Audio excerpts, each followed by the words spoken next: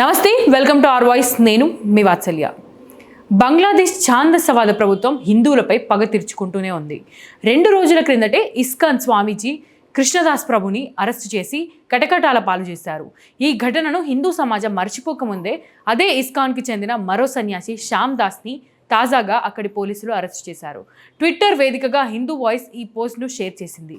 శ్యామ్ దాస్ ప్రభును బంగ్లాదేశ్ ఛత్రగ్రామ్ పోలీసులు అరెస్టు చేశారు. అయితే ఏ కేసులో అరెస్టు చేశారో మాత్రం పోలీసులు చెప్పడం లేదు. ఇలా కావాలనే చేస్తున్నారని హిందువులు మండిపడుతున్నారు.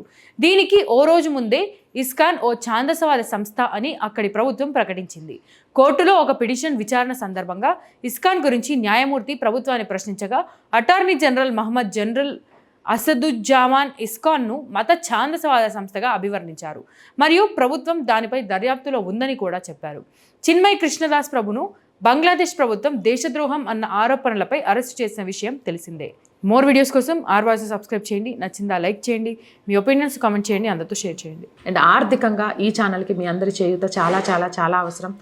ఆర్థికంగా మీరు అందించే ప్రతి రూపాయి కూడా ఈ ఛానల్ని ఇంకొంత ముందుకు తీసుకెళ్ళడానికి మాకు ఉపయోగపడుతుంది. ఎందుకంటే ఇంకా ఆర్థికంగా సెటిల్మెంట్ లేని ఛానల్ కాబట్టి ఇప్పటివరకు సపోర్ట్ చేస్తూ వస్తున్న ప్రతి ఒక్కరికి ధన్యవాదాలు. అలానే సపోర్ట్ చేస్తారు అని ఆశిస్తున్నాం. సపోర్ట్ చేయాలి అనుకునేవారు సబ్స్క్రిప్షన్ పక్కనే జాయిన్ అనే బటన్ ఉంది. 1 to 5 లెవెల్స్ ఉన్నాయి. ఏదో ఒక లెవెల్లో సపోర్ట్ చేయండి. లేదా స్క్రీన్ మీద గూగుల్ పే, ఫోన్పేతో పాటు అకౌంట్ డీటెయిల్స్ కూడా ఉన్నాయి. మీకు తోచిన సహాయం చేయడం ద్వారా ఈ ఛానల్ని నిలబెట్టాలి అనే ఒక అమ్మాయి కలకు చేయూతనందించిన వాళ్ళు అవుతారు.